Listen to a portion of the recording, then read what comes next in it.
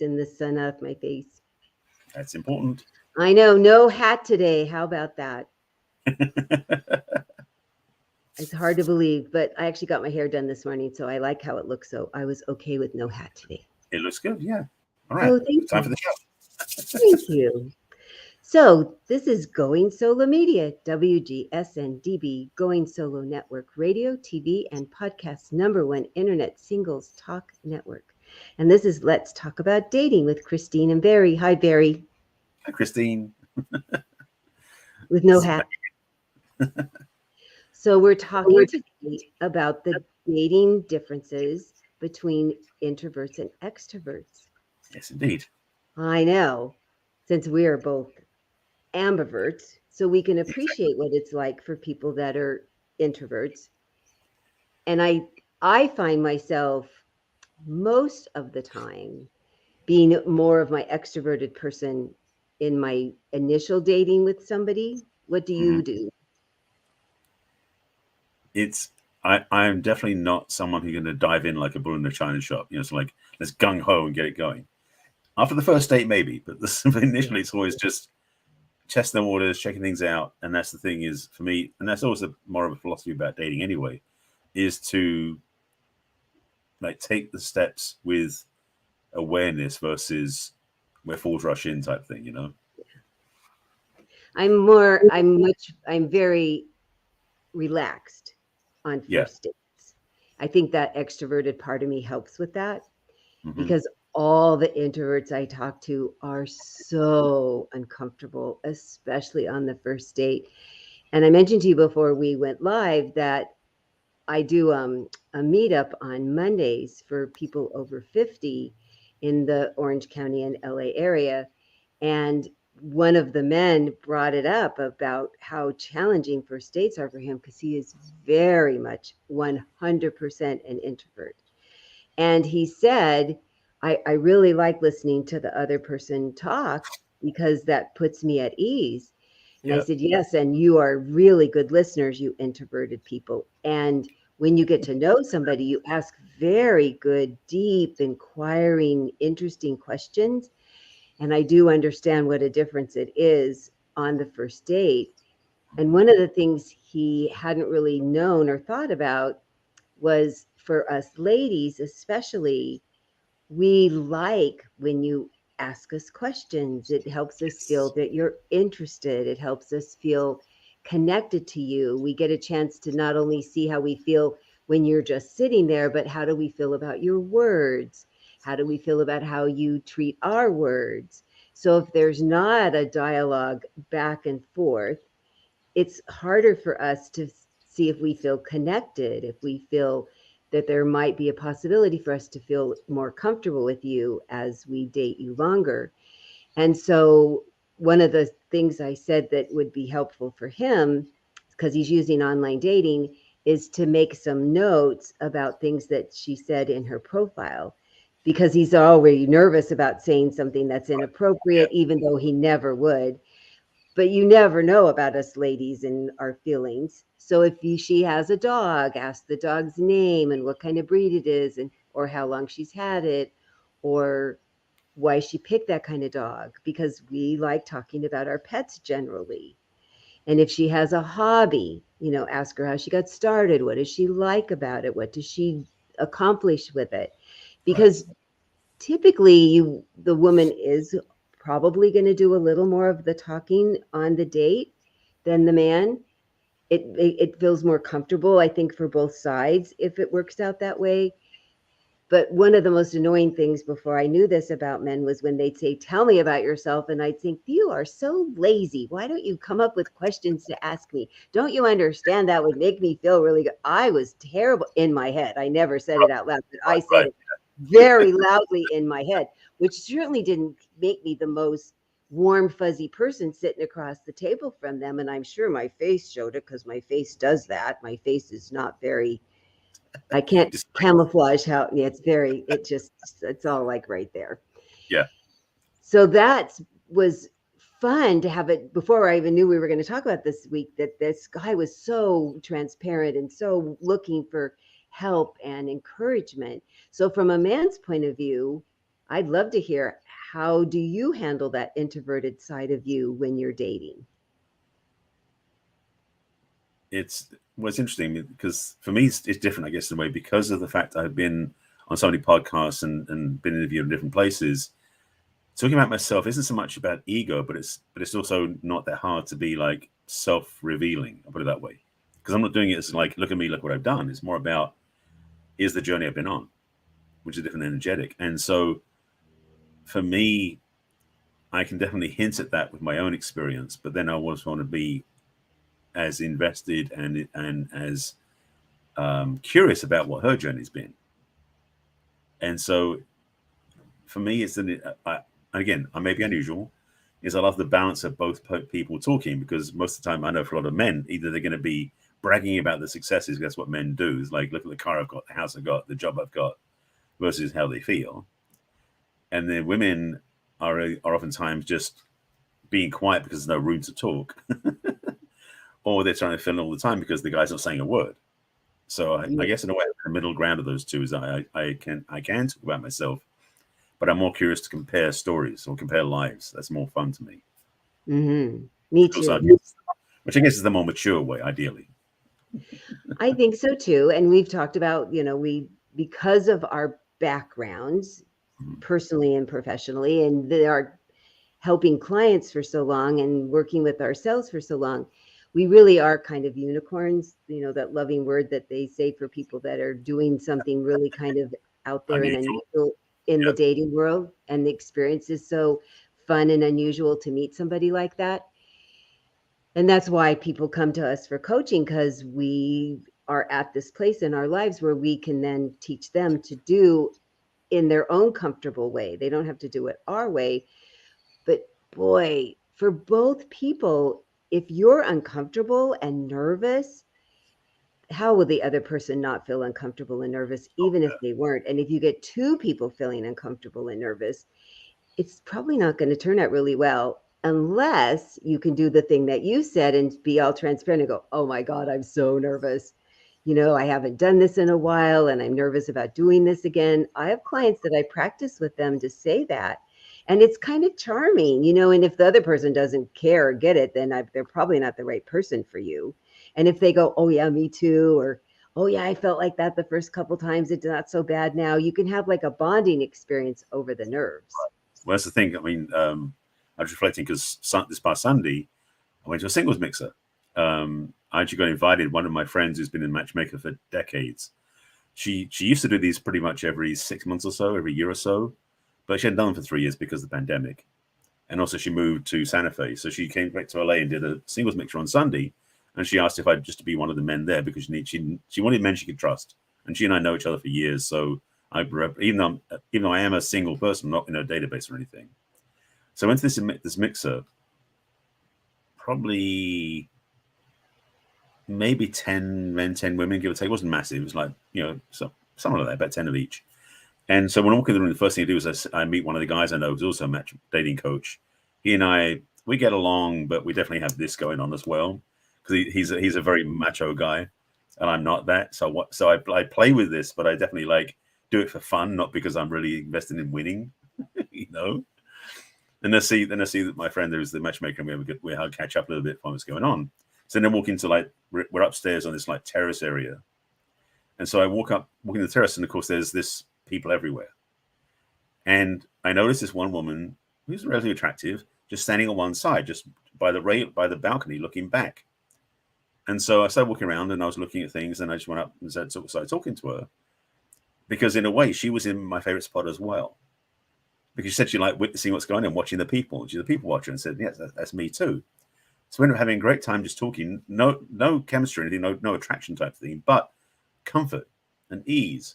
We started talking, so I discovered what she did. She has her family dynamics. That she's been divorced twice.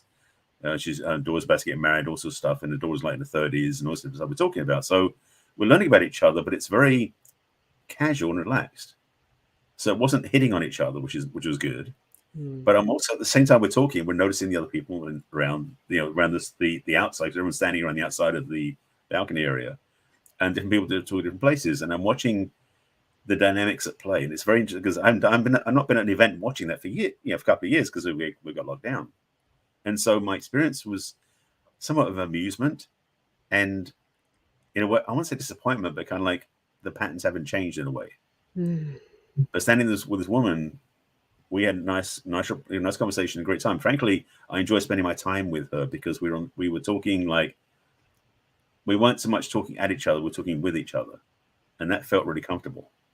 So I mean, I would guess that she probably an ambivert as well, because she was comfortable, but she wasn't jumping in and doing everything. But I really enjoyed just the different conversations we had, and it was effortless, which is nice. So if nothing else, exactly, and it was great practice, So for me, that was great exploration, and also to watch the paradigm of like introvert extrovert, because I did notice some of the people, some of the men, some of the women really hiding out, like being very, very introvert. Of course, if they're really introverts, they probably wouldn't have shown up. No. And also the couple of people of both genders who were very much extrovert. They're like, they were, but the extrovert energy was almost invasive energy, almost. That's the interesting thing. They're working the room. Yes, but not working the room as much as they're working in the room. Like, they were pushing energy into the people they were facing, which wasn't comfortable. And so I noticed that happens. And I mean, that's on the scale of extrovertism. But there was definitely room for them to back off a little bit and just be, more polite, perhaps more invitational. Yeah. But boy, it was interesting to watch the dynamics of the room. And again, just to be, because one of my joys is being a people watcher as well. Because I used to be a photographer, so of course, watching what's going on is kind of what's fun for me. But having someone to do that with it was kind of nice too, because usually I would have stayed on the side, done it on my own. She would probably do that on her own too, but we ended up partnering up in that place and doing that. So it was fun. It's kind of fun to be able to dialogue back and forth about, wow, look at what my sister-in-law says, look at the earthlings are doing now. Kind of, yeah. Yeah, it was good. I love that. Well, what a fun experience that was to see the introverts and the extroverts and how they play or don't play well with each other. Yes. And because my brother's side of my family is all introverts. And so they've really taught me a lot about how they do stand off to the side. They don't just jump in. And to have a one-on-one conversation with them, for me, is so satisfying because they want to go deep right away. The extrovert, the true extrovert, which is my sister's side of the family, it's lots of surface. I mean, they can do deep, but it takes a while to get there. But initially, there's lots of fun, fireworks, cha-cha-cha. And, it's super duper energy. And you leave going, well, yeah, that was interesting and fun. You don't really get to know them very much. Right. And the introvert, if you can approach them in a softer, more gentle, less dynamic, more on the same level, wow, you can have a wonderful conversation with them and really get to know who they are, whether they're a match or not. And I find it brings out that more part that I love, the deep part in me, and I relax more. I don't feel like I have to try so hard.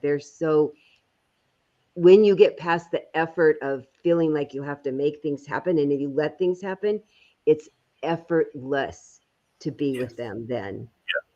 Wow, it is so different. And so when you're across the table from somebody assessing, it's so fun if you've done the 5 love languages, if you've done the Myers-Briggs, if you have a sense of who you are, and then you're like, well, let me see if I can figure out who this person is and how would I treat them to honor who they are. And that, I think, is a real gift to give yourself and the other person.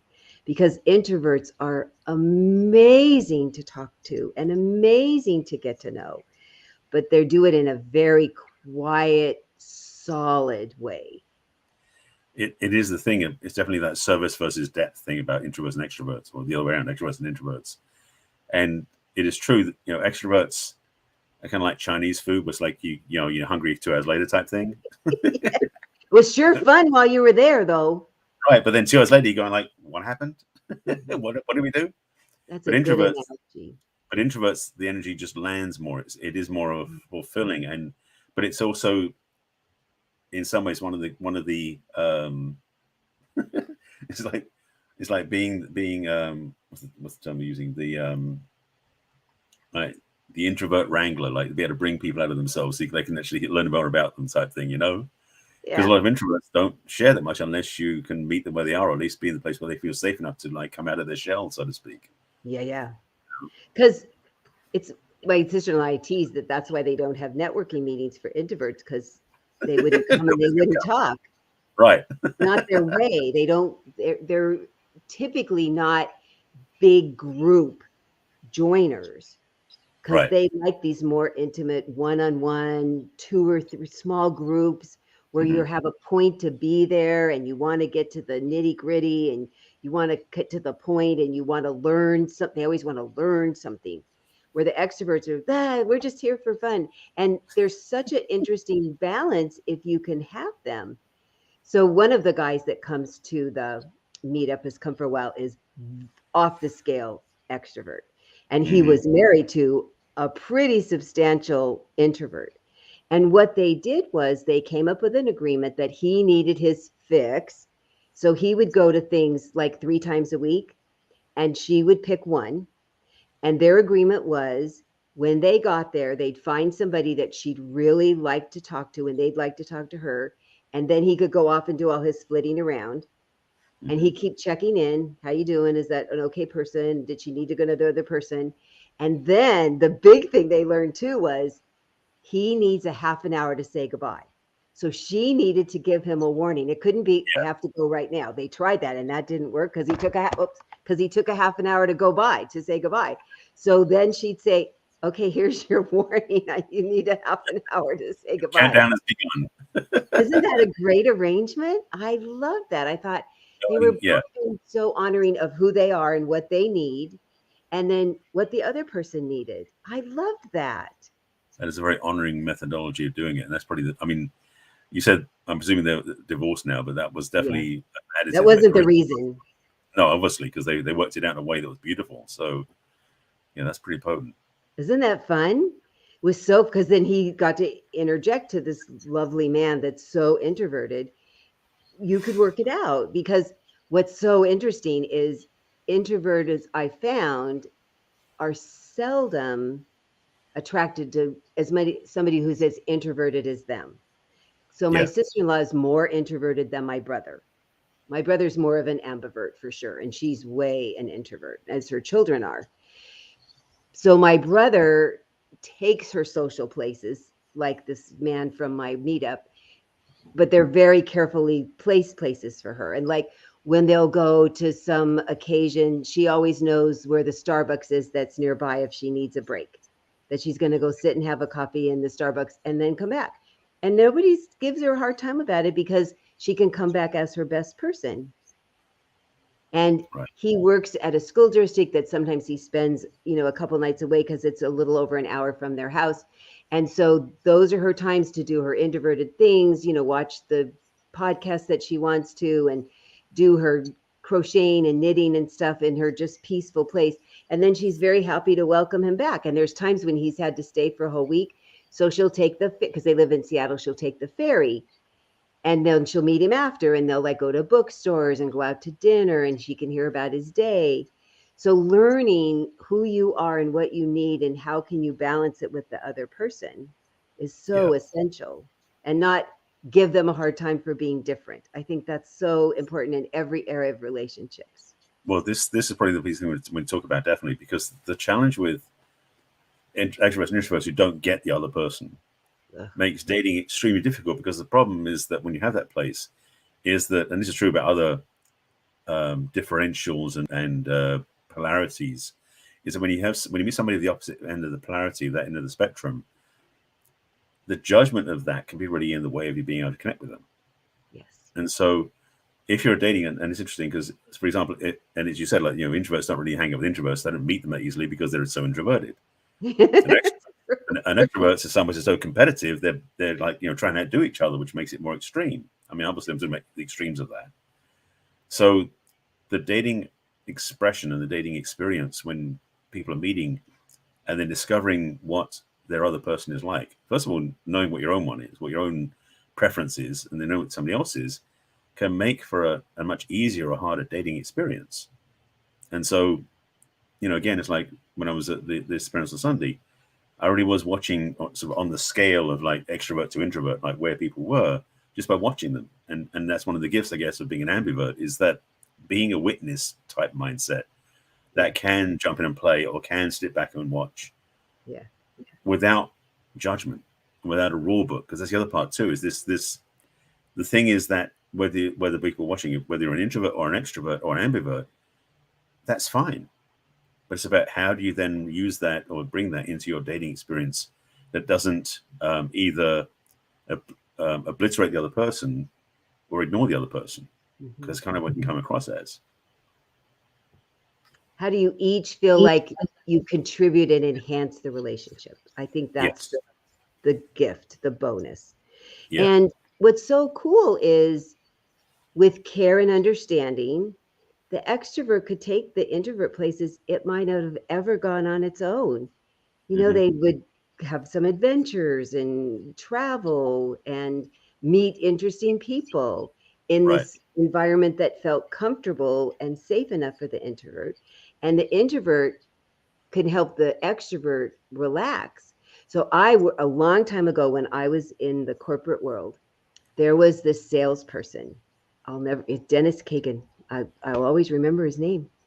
Wild, on, fun, excited, best salesperson in the whole company. And oh my God, just like you could plug the building into him. He had so much and fun and interesting. And there was just nothing negative about it. I just wondered how anybody could live with him. And then there was a time when they brought all the spouses in for this meeting. And so I cornered his wife and I said, "So, how is it living with him?" She says, "I have to tell you, at home, he is not like that at all. He's quiet. We read together. We have these really deep conversations." And I said, "I bet that's how he recharges his battery is with you because he gave so much." So she's watching him going, that's wild. Who is this guy that's gotten in my husband's clothes? She Right. said she heard about it and knew about it, but hadn't really watched him being so on in his work environment. And she just chuckled so much. She goes, "I don't think I could be married to him if he was like that at home." And yet he was these two very solid pieces that none of it was fake or put on.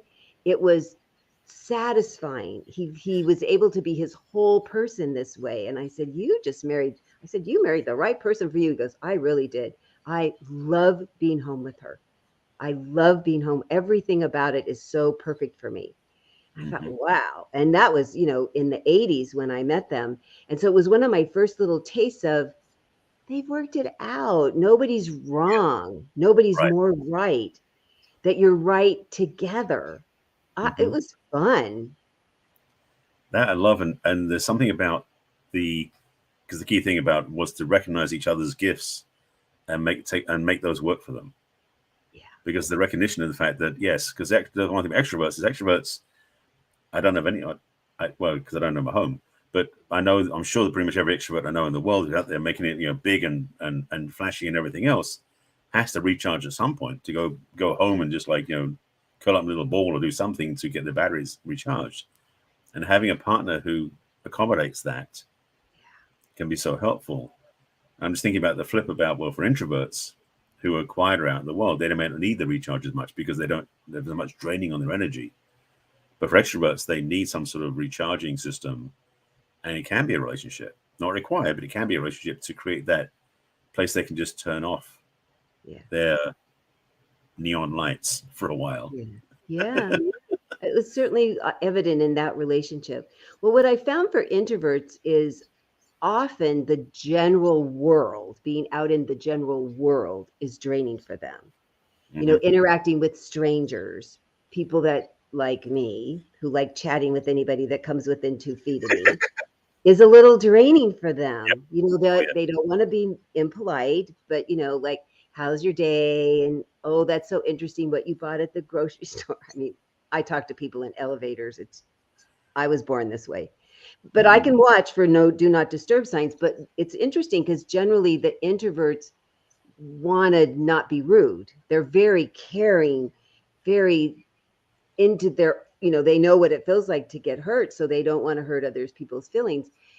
So by the time they've had, a few outings, they really need to go home and just be quiet or have a really meaningful conversation with somebody who really gets them, because their battery just goes whoosh out in the world, just goes down, down, down, where the extroverts like, whoa, fill me up, and they do often get pretty filled up out in the world.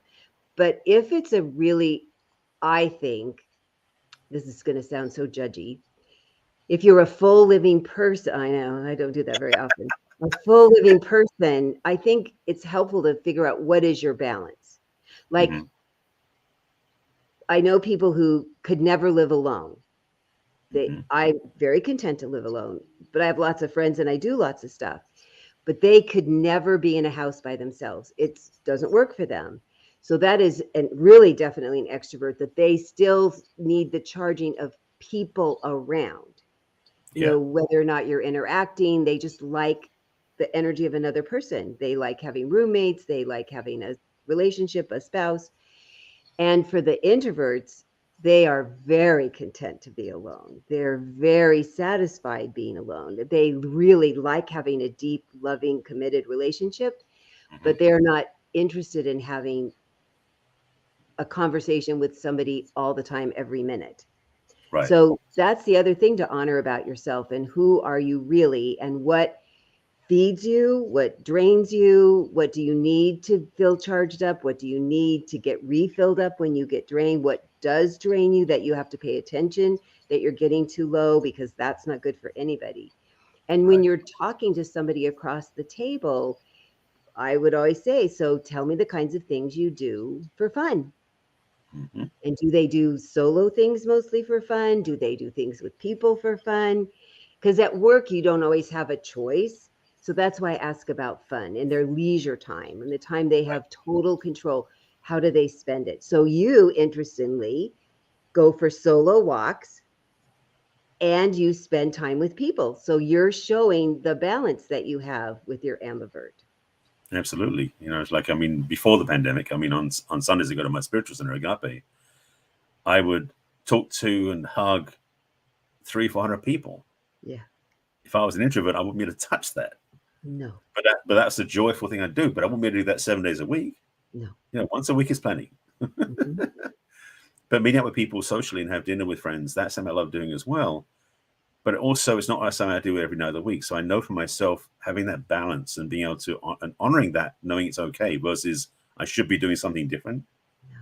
That's a key. So that's one thing I want to make sure people get to, is that for us to honor our natural preferences in a way that works, rather than try to put on a show all the time because we think we need to for approval, or protecting ourselves because we think we're weak or something else is going on. It's like finding that happy balance where it works for us. To be authentic is so key. And I definitely have found that I can adjust it's funny. I say, well, like the spectrum of like from extrovert to introvert. I've noticed that I definitely have adjusted my position on that spectrum as needed to where it fits best for me at the time. Because during lockdown, I didn't see many people. I ended up talking to a lot of people because of Clubhouse and Zoom calls and other things too. But it wasn't the same as being in person. No. And so I sort of had to adjust my expectations or adjust my comfort level to make that okay. Yeah, and I did. So, and we could talk about how to do that kind of thing when we come back from our break, because I think that'll be really good advice. Yeah, let's do it. Okay, we'll be right back. We'll see you in a minute.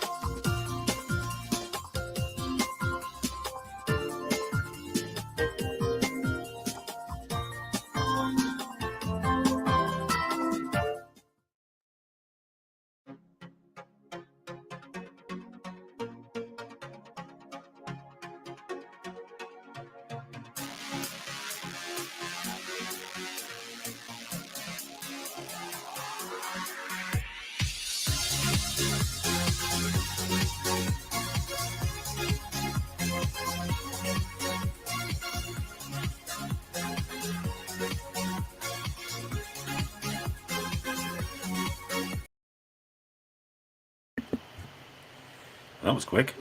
Yeah, we're Yeah, back.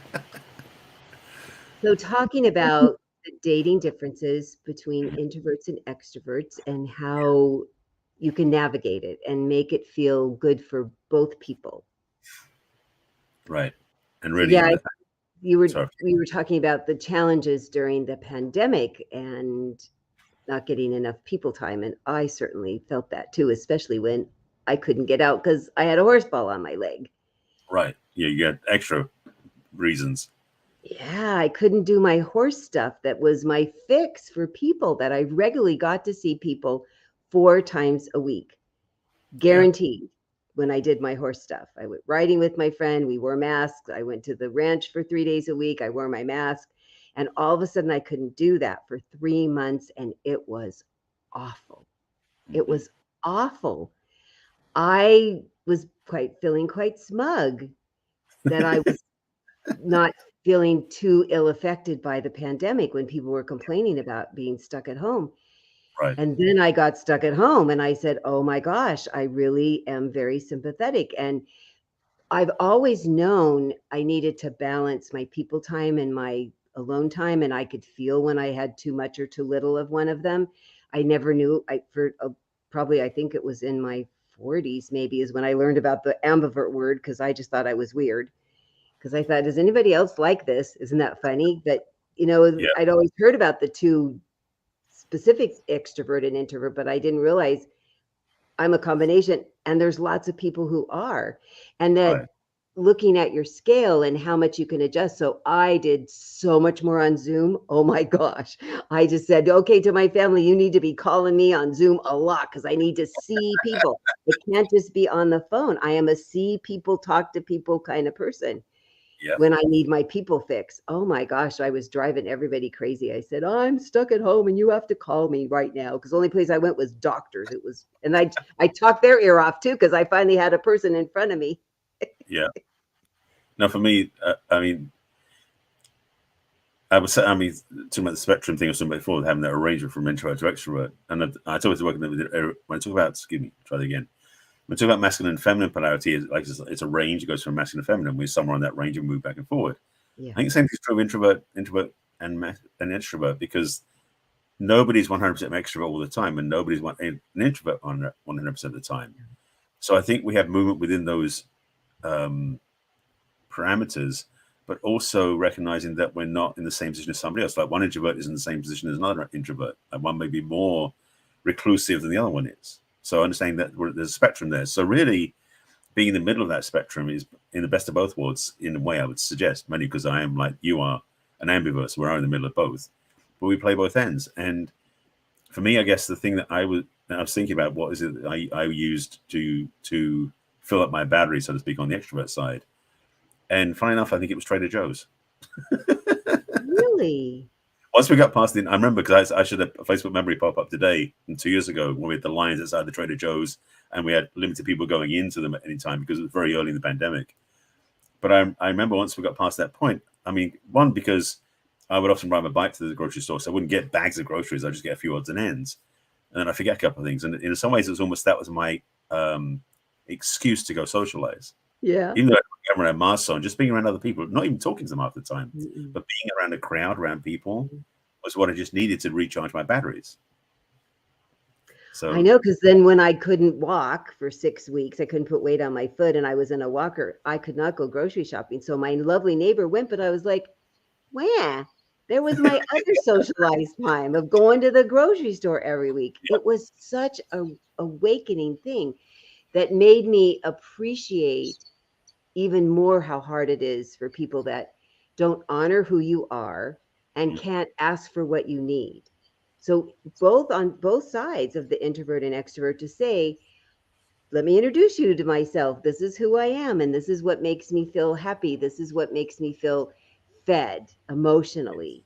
When I Right. have these kinds of conversations, or we spend time doing this kind of thing together, or I like spending time with people, or I'd rather spend time just the two of us, to really have that conversation with yourself first and then the other person. It's freeing for you and the other person, because the Oh other yeah. person, we generally like making the other person happy, especially if we like them. And if they Hmm. haven't filled us in on, oh, this is what would make me happier, then we're shooting in the dark. And that's not fair for either person. So to practice, take a couple of the Myers-Briggs tests or some other thing that tells you more about your personality style. And then you can have a conversation about, this is what I learned about me. What do you know about you? Right. In fact, I would add one more flavor to that because I had a thought about this. That knowing where you're on the spectrum is important, but also having a boundary around it. We talked about boundaries before, but boundaries are so important for both introverts and extroverts because you got to know where it's okay to play for Yeah. yourself and other people, where it's okay for you to fit within other people's relationships or other people's environments. So if you're an introvert, you need to know what your boundaries are, so that way if somebody crosses that line, you go, "Whoa, hang on a second, that's not cool."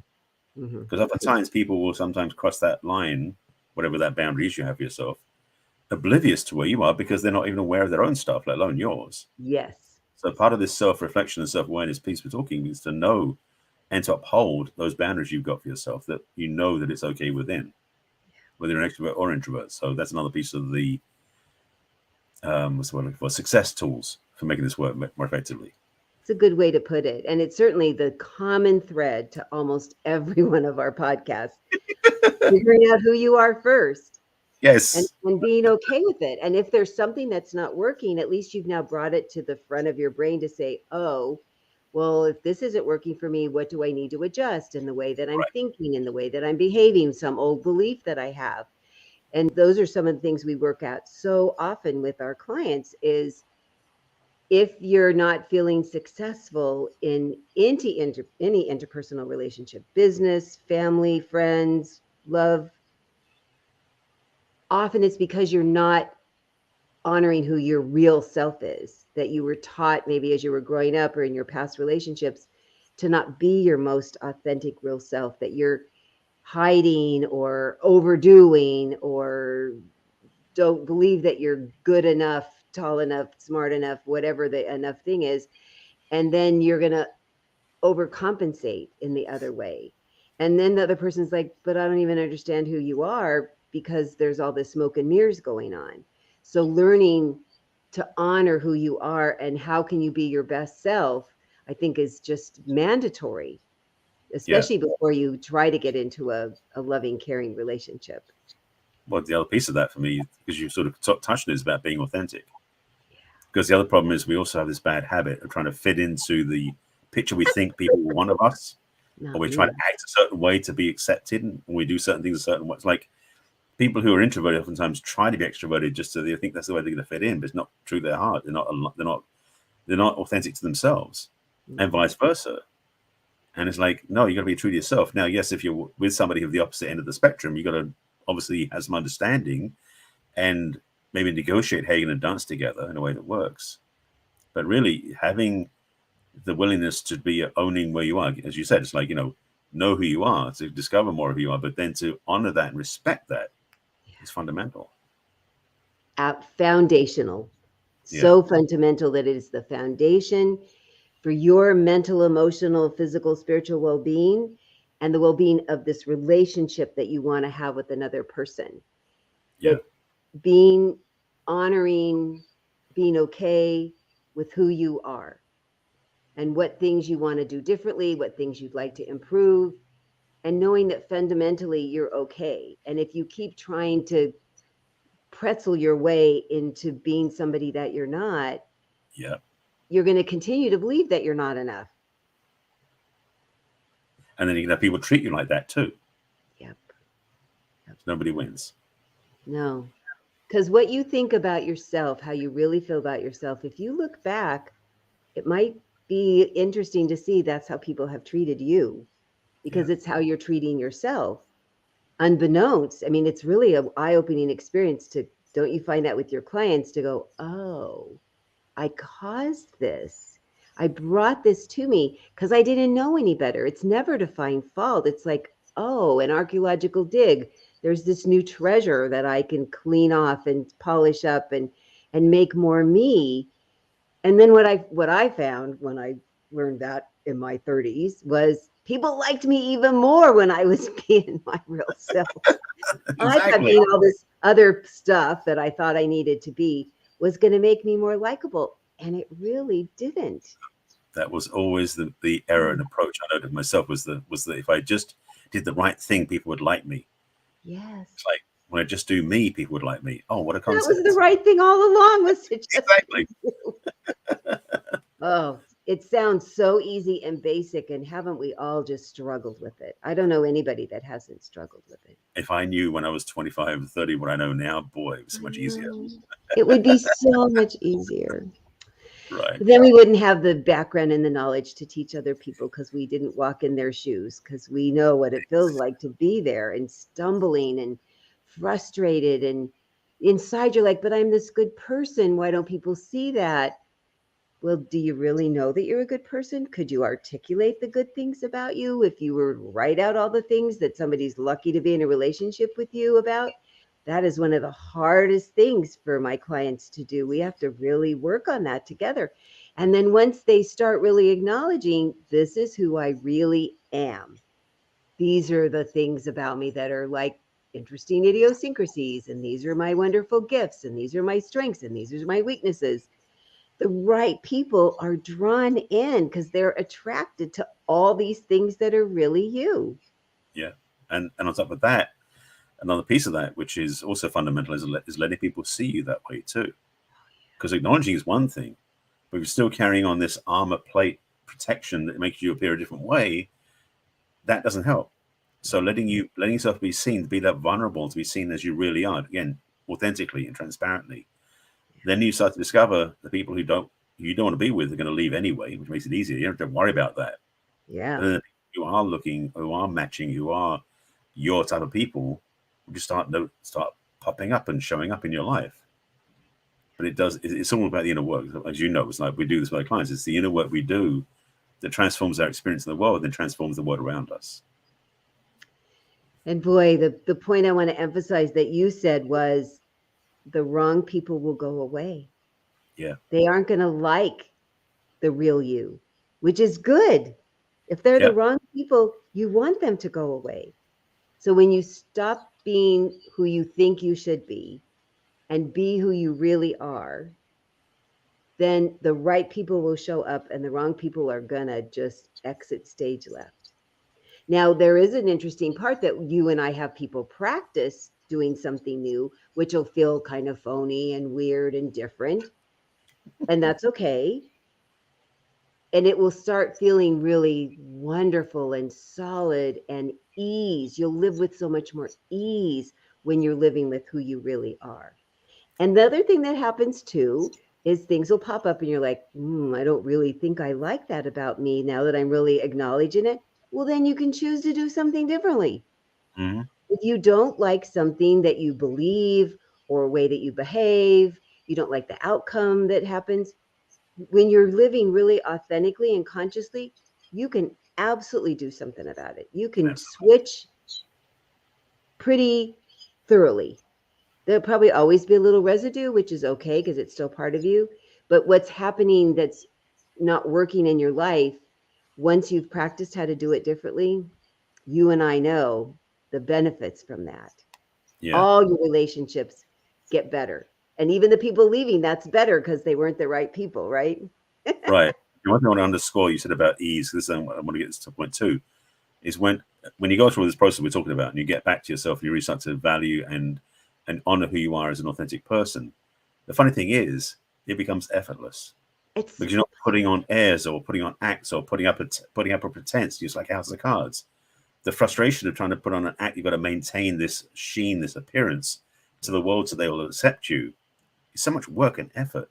When you don't have to do that anymore, how much life energy you get back is massive. You suddenly go, it's easy. Mhm. But it does require work to get there. Yes. Yes. which Yes. which is what which is what we help our clients with. And the way that we would be happy to talk to you and help you with this interesting thing that's so helpful and so life giving and life affirming, because Yes. who doesn't want life to be easier? It gives you more energy to do whatever it is you want to do in your life. So, the way to talk to me is to go to my website, which is www.theperfectcatch.com, and click on What's Holding You Back from Love. And that will give you an opportunity to schedule a complimentary conversation with me, and we'll talk about what's been holding you back. What are these things that you feel like you have to fake or not be authentic about? And let's figure out how to give you more ease in your life. You can also send me an email at christine@theperfectcatch.com. And you can reach me on my social media to look at my YouTube videos and my sign up for my newsletter on Facebook and Instagram and LinkedIn and Pinterest and YouTube and Twitter. Twitter. Thank you very much. Been in the news a lot recently, so I thought it might be the one you've forgotten. Thank you. No. So tell people how they can talk to you. Well, in a similar way to you, I have a website which has a way to reach me. So my website is my name, which is barryselby.com. And on there at the top, there is an opportunity to say the Get Started, which lets you connect for me and have a conversation so we can actually talk about, where you're on that scale of from extrovert to an introvert, what you think you need, how you may want to adjust to be more authentic and more connected. Because for all my relationship work, my clients are about being authentic and being aligned to their true values so they attract what they really want.